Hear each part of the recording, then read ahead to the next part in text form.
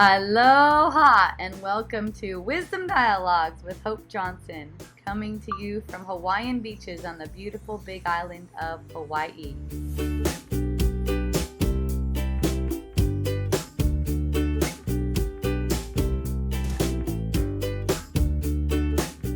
Where he's coming up and saying, I want more, that's coming from a feeling within you. So it's like, get the feeling of that. At the feeling effect of the guilty thought. And if off of it, it's projecting this kind of like a messenger to say, hey, here's what this feeling looks like. Here's what it is. It's like a message.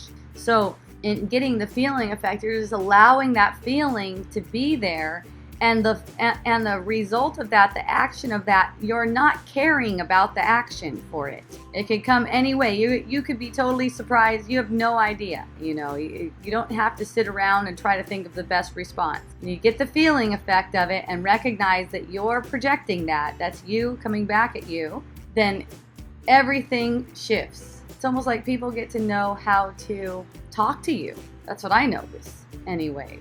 It's like energies calm down because it's all energy exchange. So energies calm down. So you could say the point in getting the feeling effect is to stand still. This is one other way of saying it. Might be a good pointer for some of you. Is to stay still and let that feeling come and go. Kind of rise and fall. Pass away. Let the feeling just come and go again. And then when that occurs, you're more clear because you're not grasping on, you're not going with it. You're not doing the movement. I've spent time just looking at my son, just like stop and look. I have no idea. It's like I stop and just look. And that could be for anything.